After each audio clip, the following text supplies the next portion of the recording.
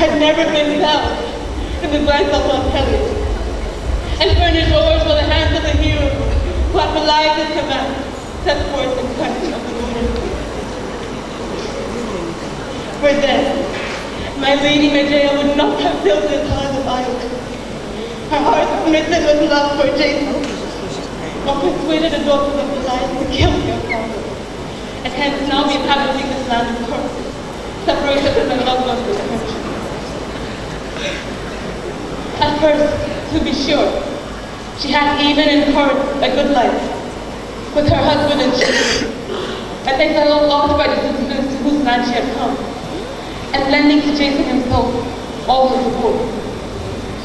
This is his that most keeps alive free of trouble, when a woman is not at variance with her husband.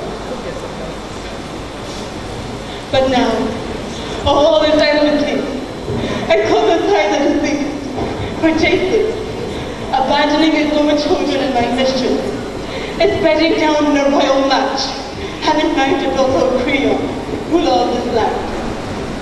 Poor Medea, she lies fasting, giving her body up to pain, spending in seasons weeping all the hours that she learned that she was wronged by her husband, neither raising her face nor taking her eyes from the ground.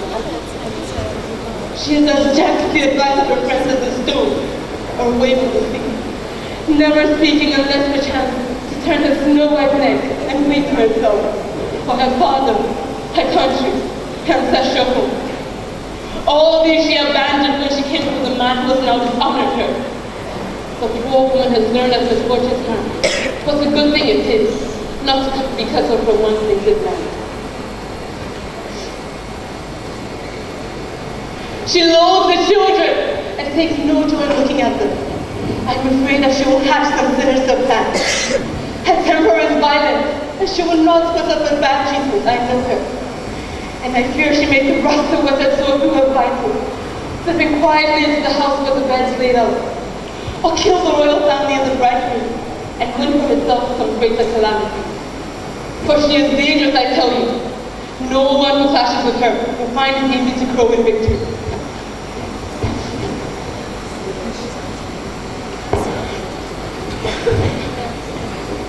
But see, her boys are coming home after the game. They have no thought of their mother's children. It is not usual for young boys to dwell in here. Agent slave in my mistress's household. Why this of the law, like this? Outside the gate, complaining with brothers, they all came. How can they dare by the sacrifice? Lord attended to the children of Jason. To trust in them, it is a disaster when the dice of their marvelous fortunes goes by. It touches their heart. So great is the grief I feel that a desire stole over me to come out here and preach my mistress's trouble to the earth and to the sky. What? That's the poor woman that is from morning. Your ignorance is everywhere. This is but the beginning of her pain. It has not yet reached the people. Poor fool. If I may speak thus with my mouth. How can she be? Nobody just trouble. What is this, old man? Do not begrudge me the news. Nothing. I'm sorry. I beg you by your spirit, do not conceal this from your fellow slaves. I will keep it the secret if I must.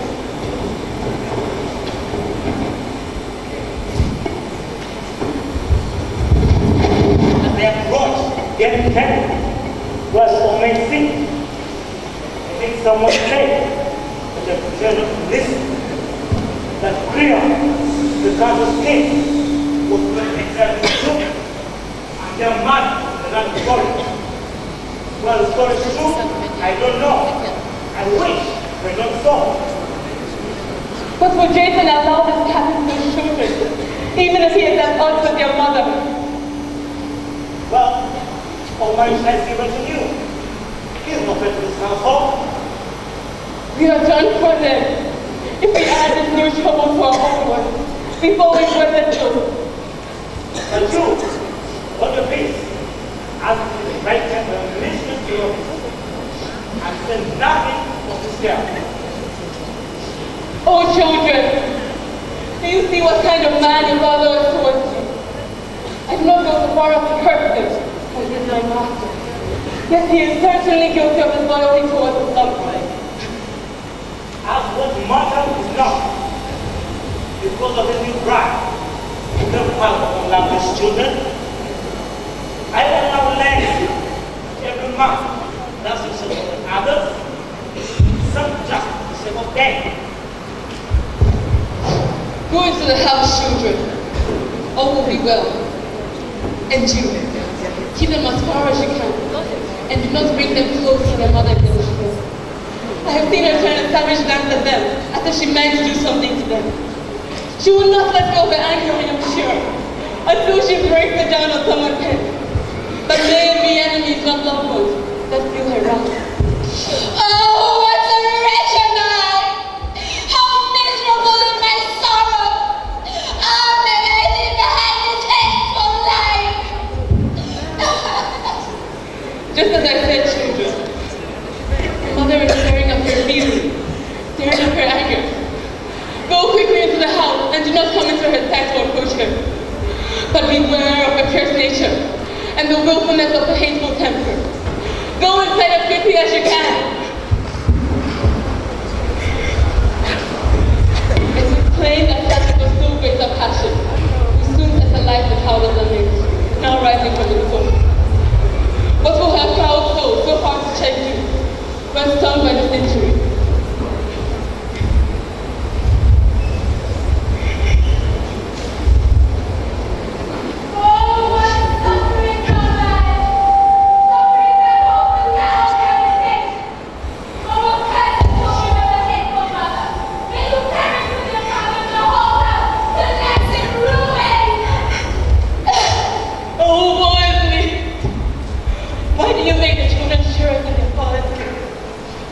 Why do you hate them? Oh, children, how terrified I am that she makes us apart. The minds of the royalty are dangerous, thus they often command and seldom obey. They lay aside their angry moods with difficulty. It is better to be accustomed to live on terms of equality. And at any rate, may I be able to grow in modern state and with security. For moderate fortune has made us first and recovered, and in practice, by far the most beneficial thing for mortals. Excessive riches mean no advantage to mortals. And when the gods are angry at the house, they make the ruin greater. We have heard the voice. We have heard the cry of the unhappy woman of culture. Is she not yet soothed? Tell me, old woman, but still within my buckle set out, I have heard her lamentations. It is no joy I feel at this house of misfortune, since I have shared the cup of friendship with you. The house is no more. It has perished. The husband is possessed by a royal marriage, and the wife, by mistress, waits over her life in her chamber. Her heart is in no way soothed by the words of any of her friends. Oh, may a flash of lightning pierce my head! What profit any longer for me in life? Ah, may I stand rested dead and leave behind this hateful life! Did you hear? Oh, still said let the light of the sun. What the well always been of woman and death? What is this desire you feel for the bed of death? The bed we should not have brought on foolish compassion.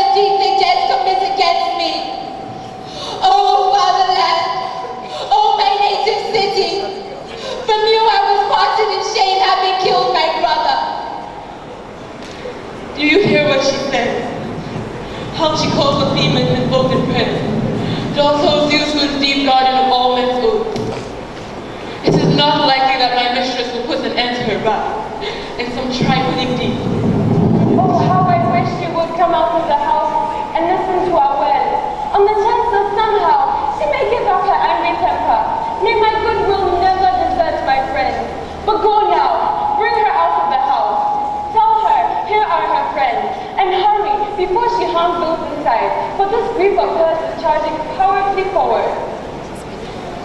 I will do so, but there is doubt that I shall persuade my mistress, till I may hear further presence of my labor, even though she glowers at the servants with the look of a lioness with cubs, when any of them approaches her with something to say. It would be right to call men of old foolish, not at all wise, for while they invented songs for banquets and dinners and festivities, to lend their life to light for the ears, no one has yet discovered how to put an end to mortal misery with music and song sung to the land.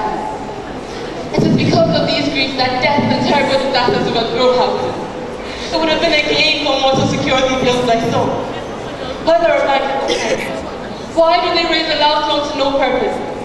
The abundance of the feast at hand provides mortals with its own pleasure. I have heard her loud roars, the shrill accusations she utters against the husband who betrayed her bed. Having suffered wrong, she raises her cry to Zeus' daughter Themis, the goddess of hope, the same goddess who brought her to Hellas, across the sea through the dark salt water, over the briny gateway of the Black Sea, a gateway few traverse.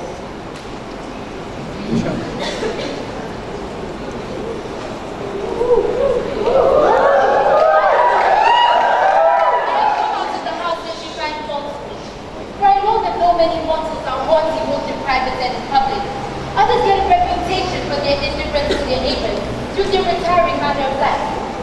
There is no justice in the eyes of mortals. Before they get any sure knowledge of a man's true nature, they hate him on sight, though he has done them no harm. Now a foreigner, when he comes into the customs and practices of a new country, must somehow comply. Nor do I have any words of praise for the citizen who is ill-willed and causes his other citizens pain through his lack of breeding. In my case, however, this sudden blow that has struck my life has destroyed me, and I am undone. I resign all joy in life and I want to die. For the man in whom all that I have was bound up, as I may well know my husband, has proven to be the basest of men. All creatures that have been in this station, we women are the most unfortunate. Then, as an exorbitant price, we must buy a husband and take a master of our bodies. But this is what makes one insult more galling than another. To suffer loss and to be insulted to boot. The outcome of our life striving hands on us, whether we take a good or a bad husband. But divorce is dispensable to women, and it is impossible to refuse better. Now a woman, when she comes into the new customs and practices of her husband's house, must somehow divide, since she has not learned it at home, how she will best deal with her husband. If after great efforts are spent on these tasks, our husbands live with us without presenting the marriage yoke, our life is enviable. Otherwise, death is perfect. Men say we never like you from harm at home, while they fight in battle with a spear. How wrong they are! I would rather stand 3 times in battle than give birth once. But your story is random of the stage. You have the enjoyments of life, the company of friends, while I, without relatives or city, am facing outrage from my husband. I was carried off as booty from a foreign land, and have no mother, no brother, no kinsman to shelter me from this calamity. And so, I shall ask you this. If I find any means or contrivance to punish my husband for these wrongs, keep my secret. In all other things, a woman is full of fear, incapable of looking upon cold steel or battle. But when she is injured in love, no mind is more murderous than hers. I will do so, for you will be justified in punishing your husband, Medea, and I am not surprised that you grieve at what has happened. But I think beyond coming, ruler of this land, he will have to view the liberation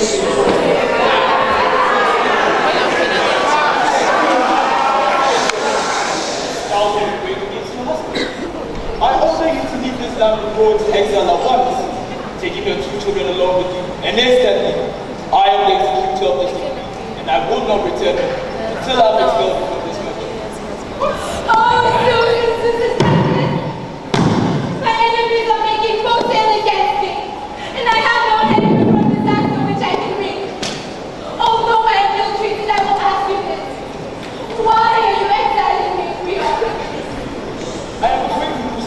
harm to my daughter. Many indications of this combined. You are a clever woman, skilled in many arts, and are smart in what the love of the person. And I hear such things from the corporate that you are threatening to harm the bride, her father, and her husband. So I shall take precautions before the event. It is better for me to incur your hatred now than to resort and regret it later. Me, this is not the first time, Rio, but often before my reputation has done me great harm.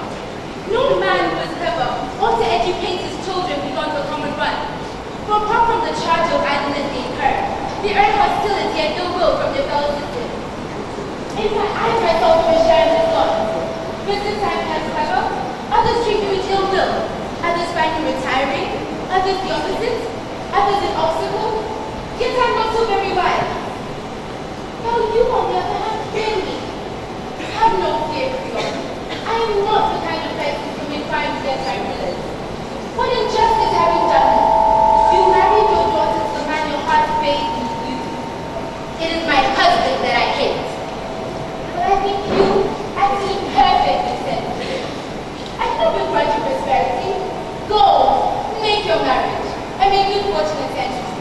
But allow me to remain in this land. For although I have been wrong, I will hold my peace, yielding to my spirit. Your words are soothing to listen to, but I am afraid that deep in your heart you are plotting some harm.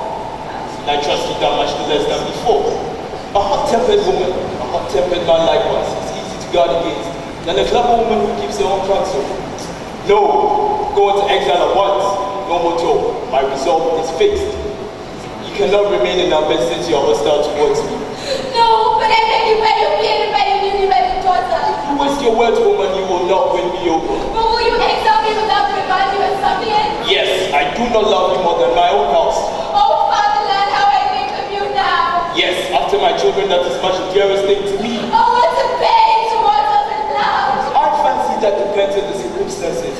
Zeus, mock thou who's caused all this woe. Go, foolish woman, break me of my trouble. Trouble I have already, I have no need of more. In a moment you'll be thrown out of the country by my servants. No, not that I entreat you, Creole.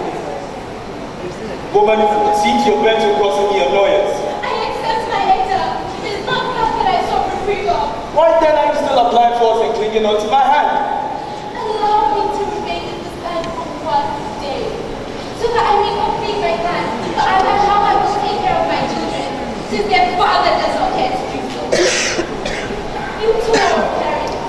It is only understandable that you show kindness towards them. I do not care if I myself go into exile. It is their experience of misfortune I look for. My nature is not to hold a tyrant, and in short consideration I've often suffered loss. And though I see I'm about to make a serious mistake, nonetheless, woman, you shall have your way.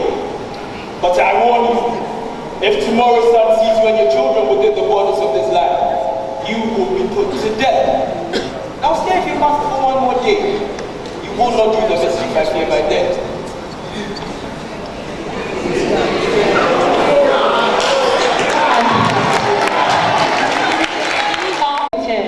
What protector of strangers, what house, what land, to save you from calamity. But God has cast you, Medea, into a hopeless sea of trouble. The situation is bad in every way. Who will deny it? The things are not for you as you describe them. Do not imagine. There are still difficulties with the future and event. Unless I were plotting, I'd not even have touched him with my hands and spoken to him. But he has reached such a pitch of water. The water stood in his power to check my plans by banishing me. He has permitted me to stay in this land for one day. A day in which I shall be processed of 3 of my enemies. The father, his bride, and my husband. Now, friends, since I possess many ways of killing them, I do not know which one to try. Shall I set the bridal chamber on fire, or thrust a sharp sword through their vitals? One thing, however, remains my path. If I was entering this palace and causing its destruction, I will be killed and bring joy to my home. Best to proceed through the direct route in which I am invincible and kill them by poison.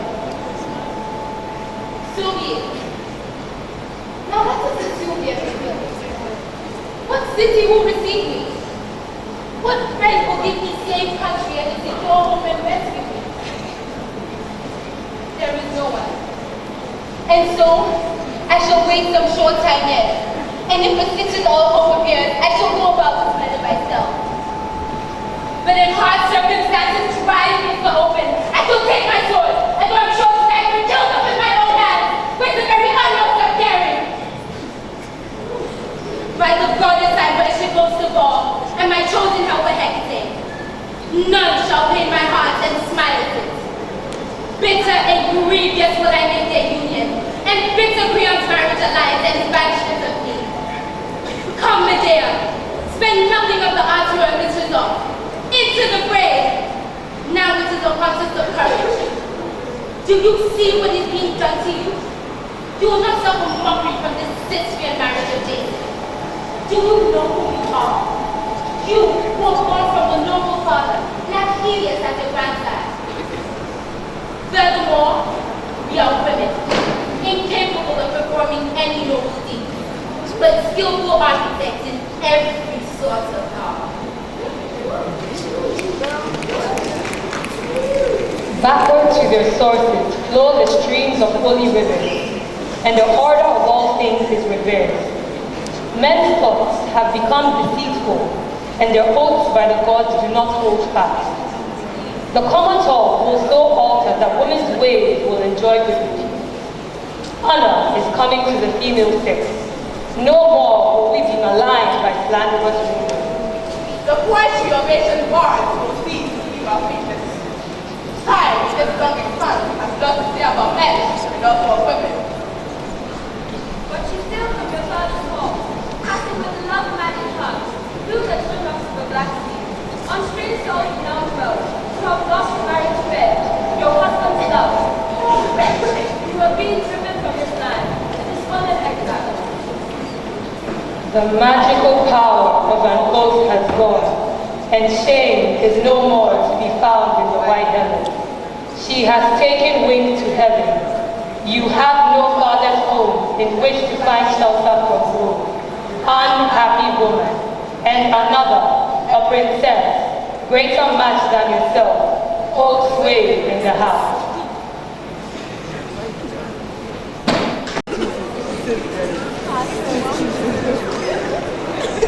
Not now, for the first time, but often before, I've seen what an impossible evil to deal with is a fierce temper. You could have kept this land and this house by patiently bearing with your superior's arrangements. But because of your foolish thought, you shall be exiled. Not that it bothers me. You can go on if you like, calling Jason the basest man alive. But as for your words against the ruling house, count yourself lucky that your punishment is exile. For my part, I have always tried to soothe the king's angry temper, and I wanted you to stay. But you not cease from your folly and kept reviling the ruling house, and for that, you must be exiled. Even then, I have not failed my loved ones, but have come here in your interest, woman, so that you and your children might not go into exile penniless or in need of anything. Medea, exile brings with it many hardships, and even if I hate you, I could never bear you ill will. Vilest of names, but that is the only name I can give to you. The worst reproach that some can frame against unmanly conduct. Have you really come to see me when you made yourself my worst enemy? This is not boldness or courage, to wrong your loved ones and then look them in the face, but the worst of all mortal vices, shamelessness. But you did well to come, for it will relieve my things tell you how wicked you are, and you will be stung by what I have to say. I shall begin my speech from the beginning, and save your life. As witness, all those who went to war the army with you, when you were sent to master the fire-breathing bulls in the yoke, and sow the fields of death. The golden dragon, who kept watch over the golden fleece, seriously watching it with its senior's work. I killed, and I raised for you alone the fair life and escape from death. Of my own accord, I abandoned my father's house and my city, and came with you to Iolcus at the Pelias. And many Pelias are the most horrible of deaths, at the hands of his own daughters. And after such benefits from your base system that you have betrayed me, and have taken a new marriage when we had children. For if you were so childish, your desire for new marriage would have been understandable. But come now, for I shall share my thoughts with you as a friend. What am I to turn to? To my father's house, which like my country I betrayed for your sake when I came here. Or to the wretched daughters of Eden. What a fine reception they would give me since I killed their father. This is how things stand with me. To my own kin, I have become an enemy by my services to you. And I have made fools of those I ought not to have harmed. That doubtless is why you make me so happy in the eyes of many people. I, poor wretch, have been a wonderful and faithful husband, but I'm sent into exile, to flee this country, deprived of my friends, abandoned with my abandoned children. What a fine approach when you write me, that his children are wandering as beggars and sheep and saviors likewise. Terrible and hard to heal is the wrath that comes when kings join in conflict with kings. It appears, woman, Messiah must be no mean speaker, but like the good helmsman of a ship, reef my sail up to its hem, and sail before the storm of your wearisome traveling. Since you so exaggerate your kindness to me, I, for one, think Aphrodite, alone of gods and mortals, was the savior of my expedition. I grant you have a clever mind, but to tell me how Eris forced you with ineluctable arrows to save me would expose you to ill will. No, I'll not make you strict a reckoning on this point. So far as you did help me, you did well. But as I shall make clear, you got more than you ever gave. First, you now live among Greeks and not barbarians, and understand the rule of law and justice with no concession to force. All the Greeks have learned that you're clever, and you have won renown. But if you lived at the world's edge, there will be no talk of you. So far, I have spoken to you regarding my labors. For it was you who started this contest of words. But as for your reproaches to me against my royal marriage, here I shall show first, I am wise. Second, self-control. And third, a great friend to you and my children. No! Hold your peace. When I first moved here from the land of Iolcus, there were many hardships for us to deal with. What luckier find than this could I have made? Married to the daughter of a king, even though I was in exile. It was not the point that seems to irk you. I was weary of your bed, or smitten with desire for a new bride. Nor was I eager to rival others in the number of my children. We have enough already, and I make no complaints. But my purpose is that we should live well, which is the main thing, and not be in want, knowing that everyone goes out of his way to avoid a penniless friend. I wanted to raise the children in a manner befitting my house, to beget brothers to the children born from you, so that by drawing the family to one, I might prosper.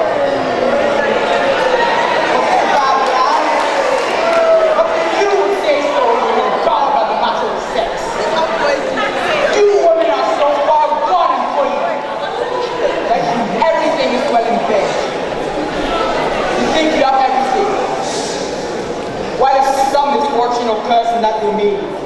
Regard hateful your best and truest interests. Mortals ought to beget children from some other source, and there should be no female sex. Then mankind will have no trouble. Jason, you have marshaled your arguments very skillfully, but I think, even though it may be imprudent to say so, that by abandoning your wife, you are not doing right. I realize I have far different views from the majority of Muslims. To my mind, the gospel speaker was example and cares the greatest punishment. But since he thinks that he can cloak injustice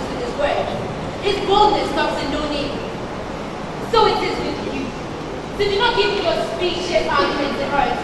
For one thing will call you out.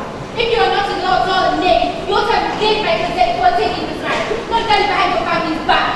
Fine support I think you'd have given to my proposal if I had mentioned it to you earlier, seeing that even now you cannot lay aside the towering rage in your heart. It's not that.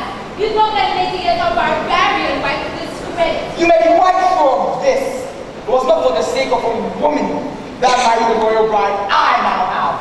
But as I have just said, to save you, if you get princes as brothers to my children, to be a bulwark for the house. A prosperous life that causes me pain is no wish of mine. Nor do I want any wealth that causes me pain. Do you know how to change your prayer and show yourself the wiser? Pray that you may never consider advantage hateful, nor consider yourself wretched, when you are in fact fortunate. Go on. Insult me. You have bred me by your friendless into exile. You yourself chose that. You have no one else to blame. How? By uttering unholy curses? How? By taking a new marriage and betraying you? By uttering unholy curses against the royal family. And I will be a curse to your house. I shall not argue any more of this case with you. But if you wish to get some of my money to help you and the children in exile, say the word. For I am ready to give unstinting hand and send tokens to my friends who will treat you well.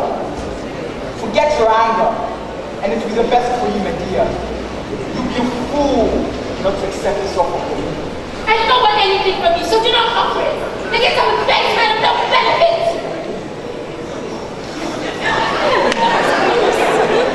At any rate, I call the Lord to witness that I'm willing to help you and the children all I can. But you obstinately refuse your treatment and rebuff your friends. This will only make your pain greater. Go on. It is clear that you have ceased my longing and you labor so long after that. Go home. Claim my room. For perhaps a little room to be protected. You'll make a marriage after causing to weep.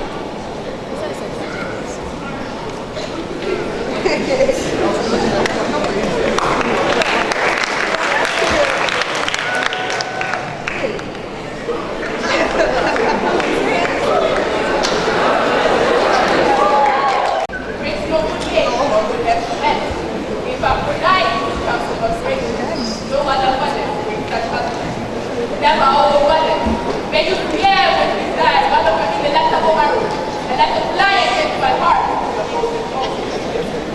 The moderation of enemy, clever gifts of the God, in dread of the righteous, never cast attention back, and is the shield for them upon me, and gladden my heart with love for a stranger's bed. May she rather on the marriages with a peace, and wisely decide whom they are to wed. Oh, fatherland, oh house, may I never be bereft of my city. Never have a life of hopelessness, a cruel life, more pitiable woes. In death, oh, in death, may I be wardrobe, before that, bringing my legacy life to an end. Of travels, none is better than to be God of one native land. We ourselves have seen it. It is not from others' report that we can tell this tale. No city, no friend will take pity on you who have suffered the most grievous of suffering. May that man die unloved who cannot honor his friends, unlocking to them his honest mind. To us, at any rate, he shall never be friend.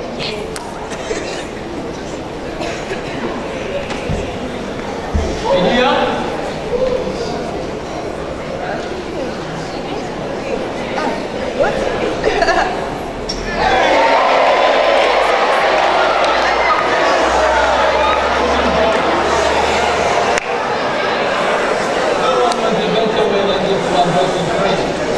Joy to you as well, Aeneas, son of wise Candian. Where have you come from to be visiting the soils of this land? I have come from the ancient oracle of Phoebus But why were you visiting the Earth Prophetic Center? to inquire how I get offspring. Have you lived so long a life without children? I am childless. The outcomes are good. Do you have a wife or have you no experience of not without the one to share my bed. What then did Phoebus tell you about children? War is too wide for the mortal to interpret. Is it lawful for me to hear? Most certainly, it goes for a wise man. Tell me then if it is lawful to hear. Do not. The wine-skinned parents put on tie. Until you do what to come to what country? Until you come to health and home again. And what were you in need of that you sailed here? There is a man named Phoebus, king of Trojan. A man who's pious, they say. It is with him I need to hear the God's response. He is wise and experienced in such matters. What is more, he's closest of all my allies. That is good. May you obtain what you desire, gain what you wish. But why is your face dissolved in tears? Agnes, my husband is the basest of men. What is it you say?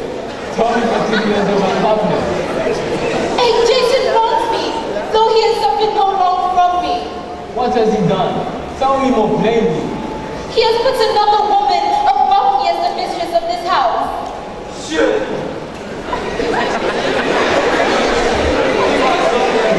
Such a shameful deed. He has indeed. Once he loved me, and now I'm cast off. Was this a passion? Or did he go out of your bed? A great passion. He has been unfaithful to his family. Pay him no man then, as you say, is best. It was his passion to marry the king's daughter. Who has given you his daughter? Tell me the rest. It is Creon who gives him his daughter. Must quite understand better that you are disgraced. Furthermore, I am being exiled from this country. By whom? This is yet another misfortune you speak of. It is Creon who exiles me from Corinth. Does Jason assist this? I do not approve of that either. He pretends not to, but he is ready to put up with it. But I beg you to be obedient on your knees, and I make myself your suppliant. Have pity on an unfortunate woman, and take me to your city as a suppliant. For as you grant me my request, so will your longing for children be brought to fulfillment by the gods. And may you yourself die happy. You do not know what a lucky find you have made in me, for I know the medicine to do this. Dear woman, for many reasons, I'm eager to grant you this favor. First, for the sake of the gods. Then, for the children you promise I'll beget. For all that score, I'm utterly undone. But, here's how matters stand with me. If you come to my country, I shall in justice try to act as your protector. But this much, however, I tell you in advance. I will not consent to take you from this land. But if you manage by yourself to come to my house, you may stay there in safety and I will never give you up to anyone. You must go yourself then from this land. I wish to be blameless in the eyes of my host as well. That is good. But if you could give me a promise of this, I would have all that I could wish of from you. What is this you say? Do you not trust me? I trust you, but Creon's house is hostile to me and so is Peleus. If you are sworn by the gods, you will not give me up to them when they come to me. But if you have made an agreement with just mere words, you might become their friend and might comply with diplomatic pressures. For I am weak, while they have wealth and royal power. You have showed much prudence in your speech. Well, if you like, I do not object to doing that. Not only is it safer for me to show your enemies that I have fair cause to refuse them, but your own case is secure. So name the gods I must swear by. Swear by the plane of earth, by Helios my grandfather, and by the entire race of gods all together. To do what? Or to refrain from what? You must say. That you yourself will never banish me from your land. And if any of my enemies come for me, you will never give me up willingly, so long as you live. I swear by earth, by the holy light of Helios, and by all the gods, I will do so as apart from your lips. That is good. But what punishment do you call upon upon yourself if you do not write this. The punishment that befalls mortals who are godless. Go your way with joy, for I will come to your country as soon as I can, when I have obtained what I wish and gained what I desire. My son, patient of travelers, bring you safely to your house, Aegis, and may you accomplish what you set your heart on, since in my eyes you are a generous man. Oh, Zeus' justice! Oh, the light of the sun! Now, my friend, I may confidently expect that my enemies will pay the full penalty. For this man, at the point when I was most in trouble, has appeared as a hope to my plans. To him I will tie the stern cable when I go to the city of Palace Athena.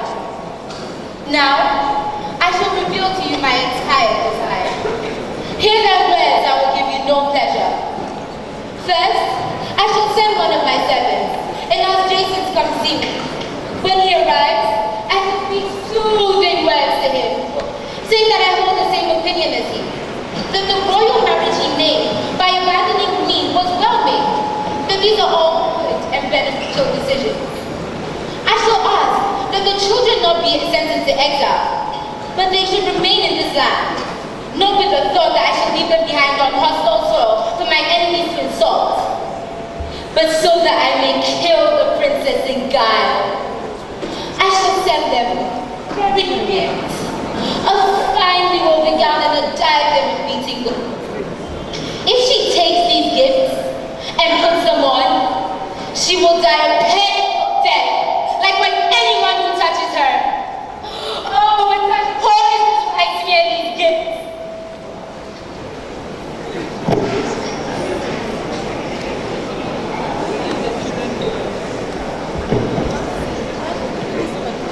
Me,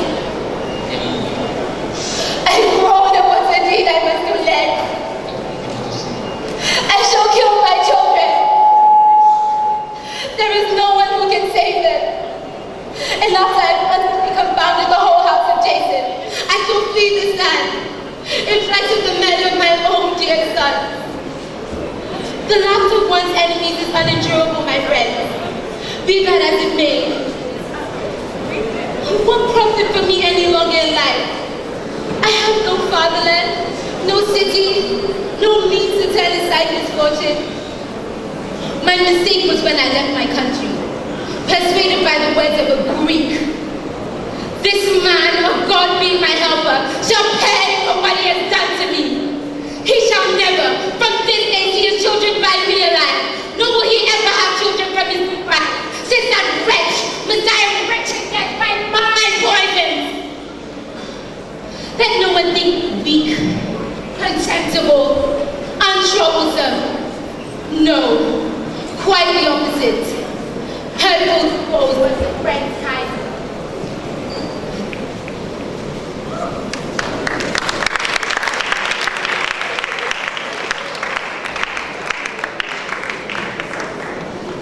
From ancient times, the sons of the reckless have been educated. They are children of the God, sprang up from the holy land never placed by the enemy.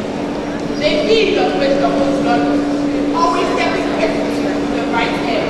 When one was said, the 9-year-old gives birth to the fair men.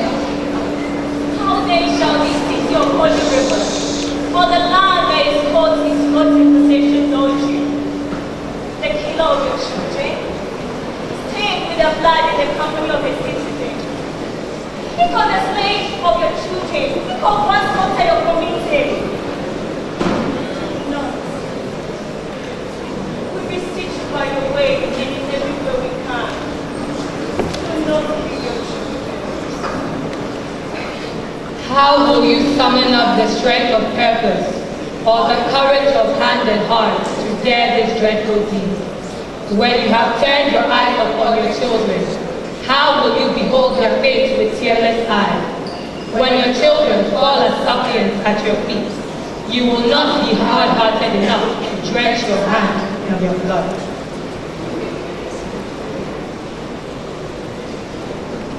come at your bidding, woman. For even though you hate me, you will not fail to obtain healing from me.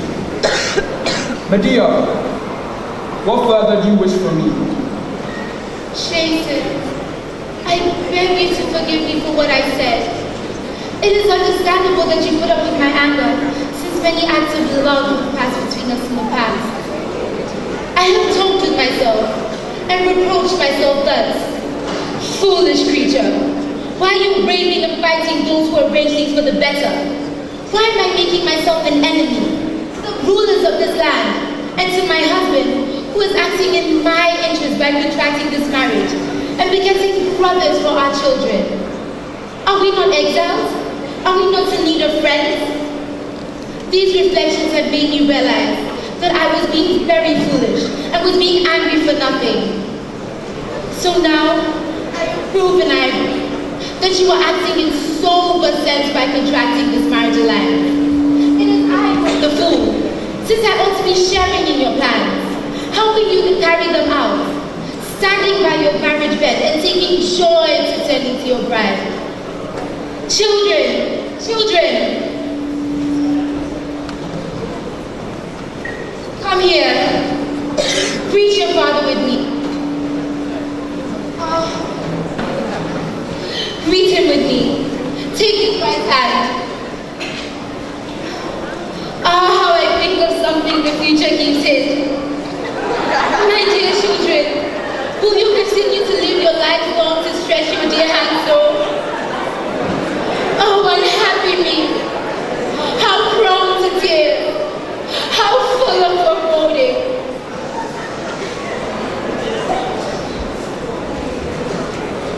I approve of this woman, nor do I blame your earlier resentments. It is natural for a woman to get angry when a marriage of a different sort presents itself to her husband. But your thoughts have changed for the better, and you've recognized the superior plan. These are the acts of a prudent woman. Children, your father has given anxious thoughts and has gained for you, with God's help, complete security. I believe that one day, with your new brothers and sisters, you hold the very first place in the land of Corinth. But first, grow to manhood. May I see you as fine, strapping lads, victorious over my enemies. Woman, why do you dampen your eyes with pale tears? And why do you turn your white cheek away? Why aren't you happy to hear these words from me? It is nothing. I was just thinking of the children. Oh, my poor soul, do you not mess with these children? I gave them life. And when you said that they would not live, I felt pity for them, thinking it would not be so. Have no fear. I shall take good care of that. But in order that the children be raised like you, ask Creon that they not be sent into exile. I don't know whether I shall win him over, but I must try. Ask your wife to ask Creon that they not be sent into exile.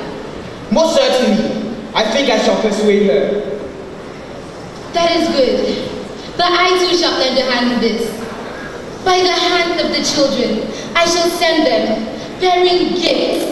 Gifts I know are far more beautiful than any amongst mortals. A finely woven gown and a diadem of beating gold. One of you, fetch the raiment. She will have not one happiness, but countless, having in you a wonderful husband to share her bed, and having these gifts, which my grandfather Ilias gave his descendants. Children, take these gifts. Take this bridal dowry and give it to the wife. There will be no unwelcome gifts she receives. Silly woman, why do you deprive yourself of these things? Do you think the royal house has needs of gowns or gold? Keep them, don't give them away. For if my wife owes me in any regard, she values my wishes more highly than wealth. I am quite sure of this. Not a word. They say that gold wins over even the gods, and gifts is more to mortals than 10,000 birds.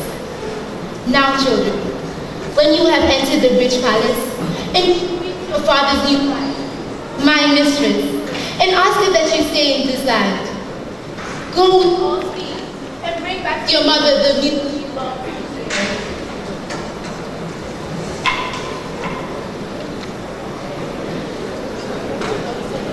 Now no more can I hope that the children shall live. No more. For already the suppose the young children have arrived at manhood and their character is good. Yet if destiny so chances, off goes death, carrying the children's bodies to Hades. How then does it profit us that for the sake of heirs the gods cast upon us, in addition to their troubles, this further grief most painful? My friends, for a long time now I've been waiting for the event to see how matters in the court will turn out. But look, here comes one of Jason's servants. His agitated breathing shows he has some fresh disaster to report. Medea, run for your life! The princess and her old father Cain have just been killed by your poisons. Splendid reports you bring.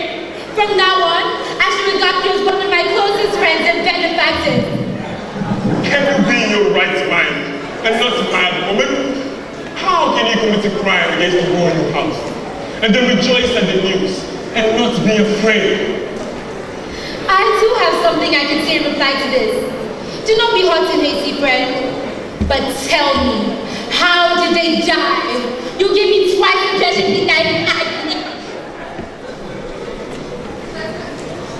When your two children and their father came into the bride's house, all of us servants who were once troubled about your misfortune were cheered, for our ears buzzed with the freaking report that you and your husband had brought your former prowess to an end. And someone kissed the hands and the other the blonde heads of the children. And I myself, overjoyed, went along with the children into the women's quarters. Here, the mistress we now honor instead of you. Before seeing the children come in, had eyes only for Jason. And then she veiled her eyes and turned her white cheek away, disgusted at seeing the children come in. But your husband tried to take away the young woman's wrapping food and said,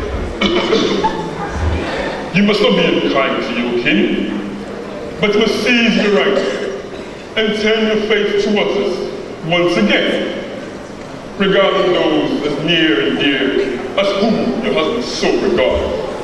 Receive these gifts and ask your father to release the children from their exile for my sake." But when she had seen the raiment, she could not hold back, because it is all that your husband had asked.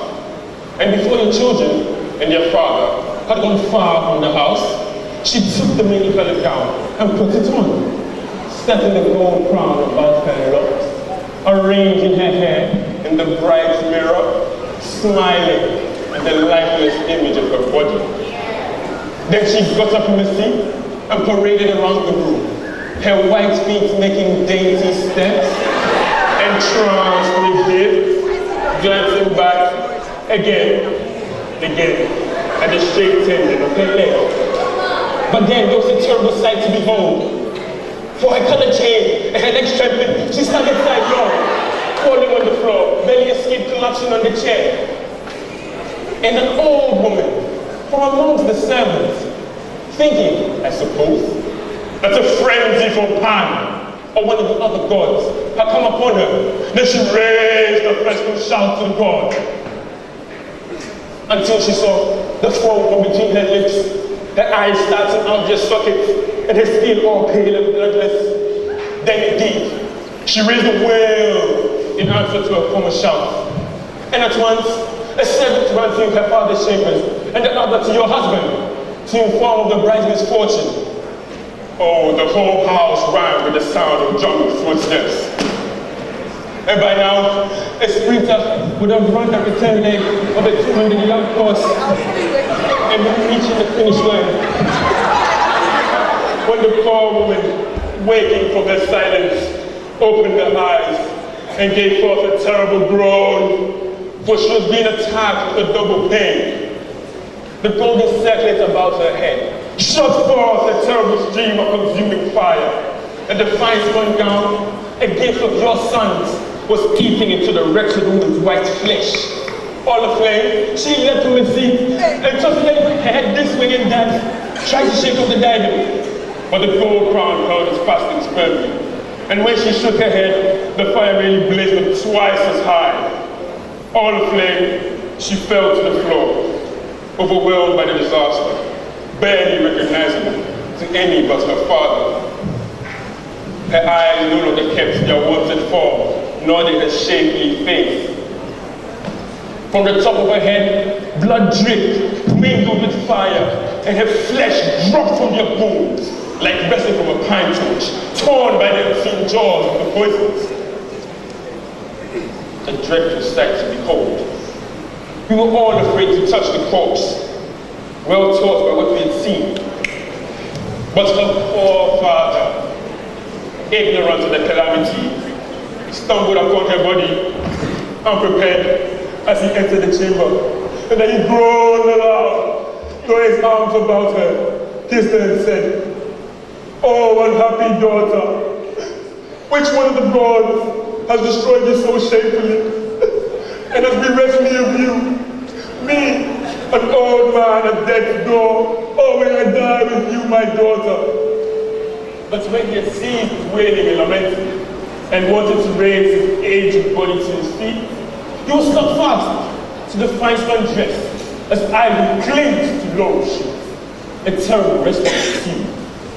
For he wanted to get up again, but she held him fast and prevented him. And if he had used force, he would have ripped his aged flesh from his bones. Overcome by the calamity, the old man's breath was lost. They lie side by side in death. The sight to make one weep.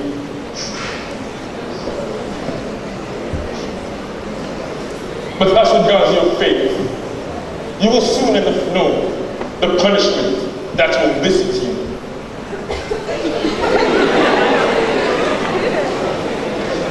It seems that fate this day is fastening calamity upon Jason, and with justice. O poor woman, O daughter of prayer, how we pity your misfortune. Because of your marriage to Jason, you have departed to the halls of Hades. My friends, my resolve is fixed. To kill my children with all speed and to flee from this land.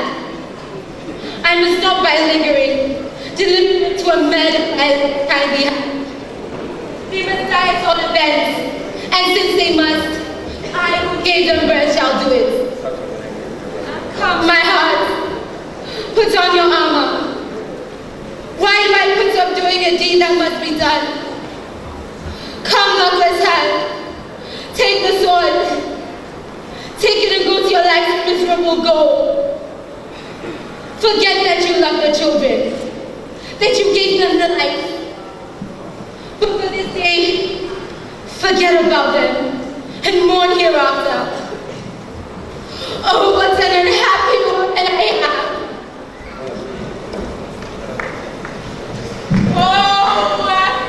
Oh, I understand your life is so. Take it again. Oh, take it again to this brilliant woman before she lays her bloody paper hands upon her children. For they are sprang from your race of gold, and it's a fearful thing for the blood of the gods to be stamped on the ground by the hands of mortal men. Oh, life begotten of you, check your cruel and bend your fury.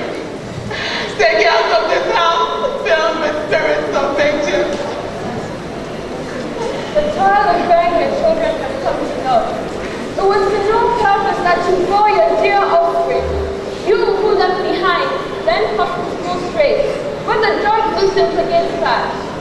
Oh, unhappy woman, why does wrath fall so heavy upon your mind, and one rash matter succeed another? Grievous for mortals is the stain of kindred blood.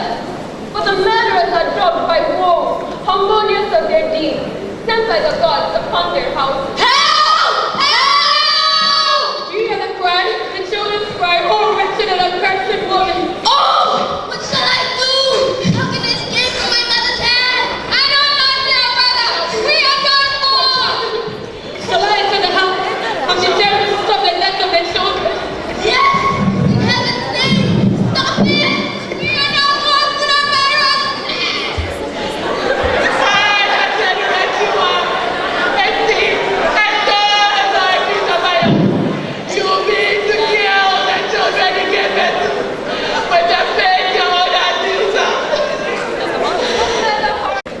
you mean? You destroyed me, woman! You must realize that your children are no more. Where did she kill them? In the house or outside?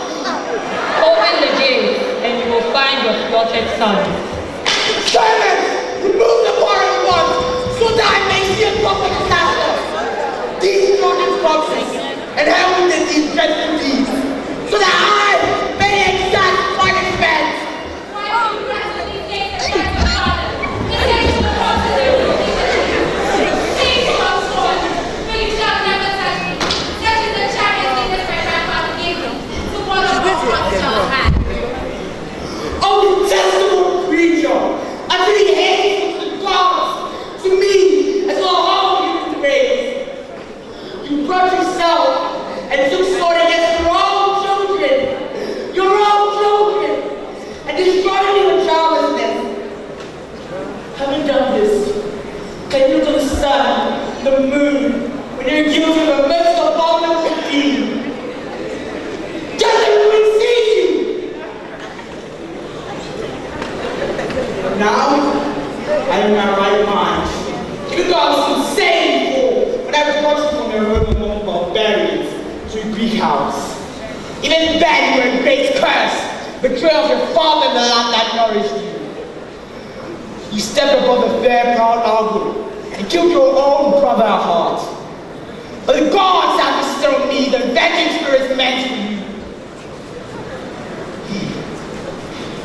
No weak woman would have dared to do this.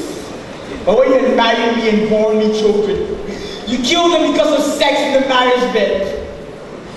You're not a woman, but a she-life with the nature more savage than Skylar the Clutching Monster.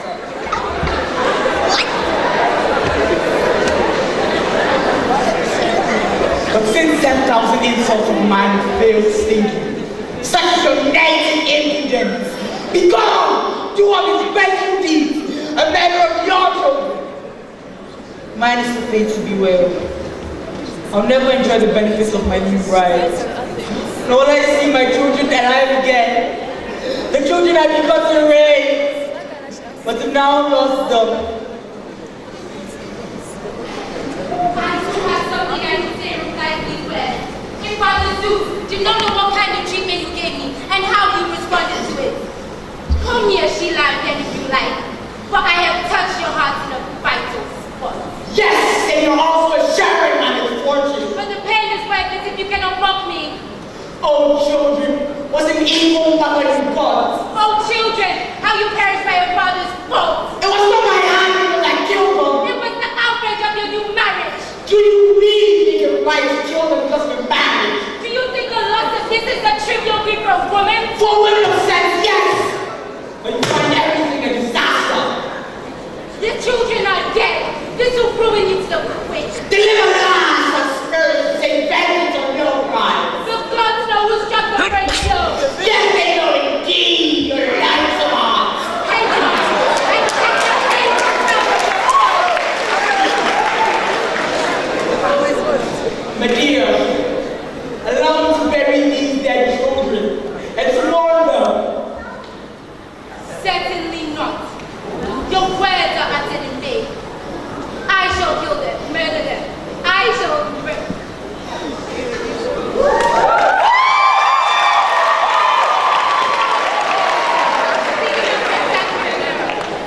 while you, as is fitting, will die the dishonorable death of a coward, struck on the head by a piece of the arrow, having seen the bitter result of your marriage to me.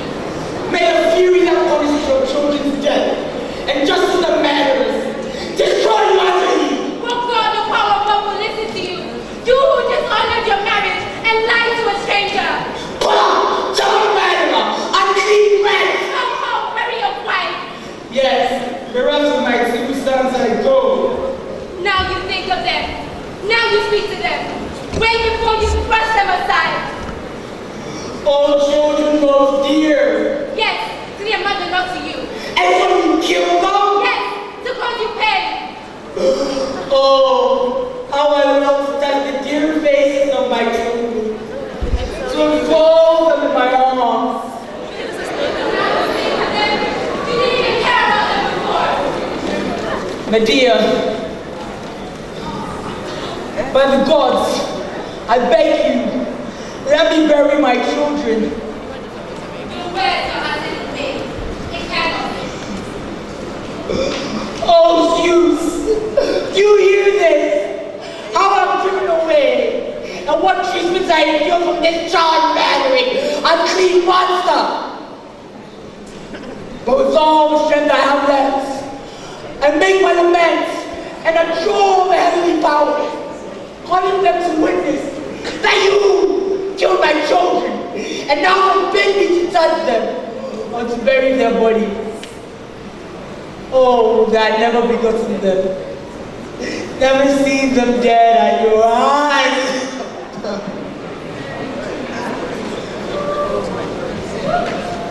Zeus on Olympus has many things in his treasure house, and many are the things the gods accomplish against our expectations. What humans look for is not brought to pass, but a God finds a way to achieve the unexpected. Such is the outcome of this story.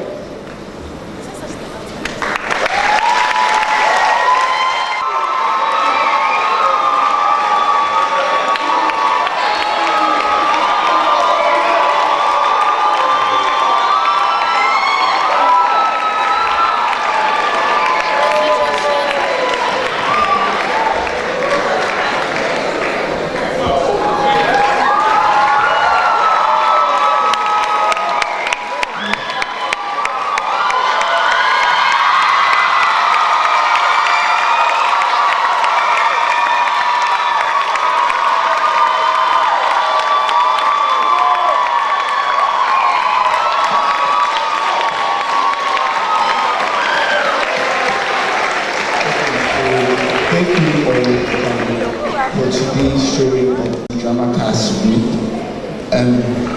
So the cast list, we have Medea, our wonderful Medea. Please let's have a round of applause. We have our wonderful Medea, Naswa Labi. She is in everyone. Let's hear it for Naswa Labi.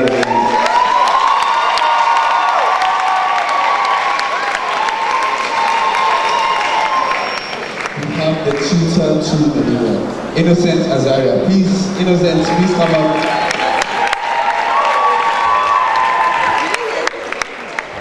We have the children to Medea and Jason. The children are Mary Ann and Kezia Hali. Please, let's have a applause for them. We have Creon, the King Creon, played by John and Darasu.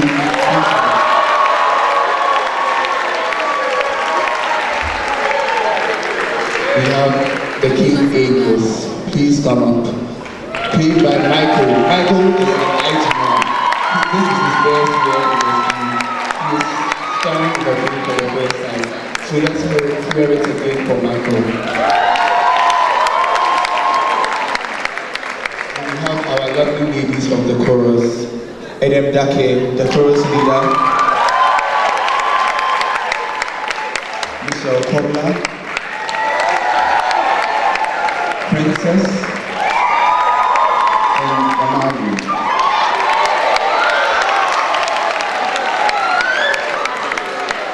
We have Jason, husband to Medea, played by Medea.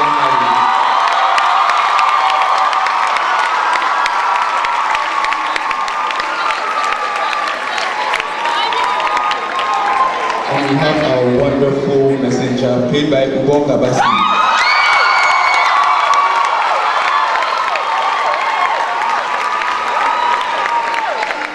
Then we have the attendant to Creon and Jason, Abdi Latif. And we must not forget our wonderful crew. We have our stage manager, Chinazom Obomi. Chichi, where are you?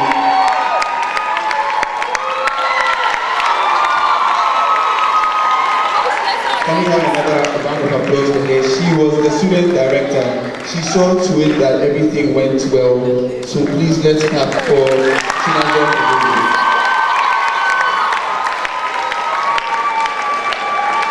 And we have our wonderful scenic designers, Nana Bakufo, Asa Yekwa, and Elizabeth Ngogo. They single-handedly painted the entire set. So let's hear it again for them. And the play couldn't go on without our prompters, Lucille and Trish. So please let's hear it for Lucille and Trish. And we have our wonderful teachers, Mr. Dako, Miss Nancy, and Mrs. Sampson. Please let's give them a standing ovation.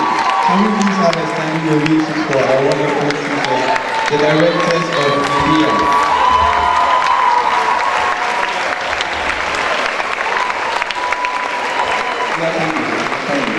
Please, let's keep on clapping as we come onto the stage. Let us not forget the wonderful nurse to Medea, Dali Sakite.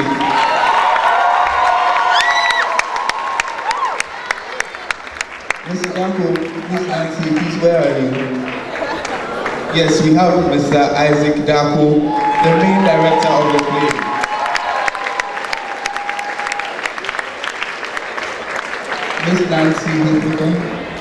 Miss Nancy. And we must also acknowledge Mrs. Sampson. She was in charge of the costumes along with Nanaba, Esther, and Elizabeth.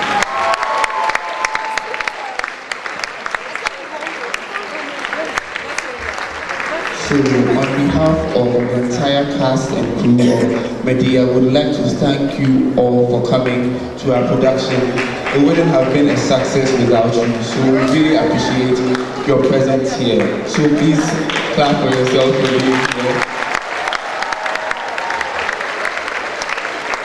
Yes, Mrs. Sampson is right there. Please wave to the crowd. Thank you all. And also there's a second cast acting tomorrow, so please be present. Some of you will be present, and we'd like to thank you very much.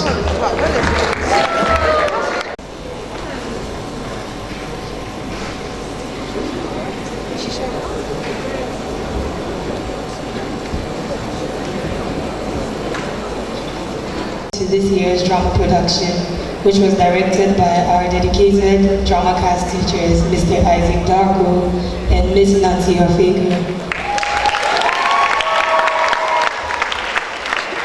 We'd like to take a few seconds to acknowledge some of the schools who were able to make it here. TIS, Delhi Public School, Ghana Christian High, Roman Ridge, Duchess,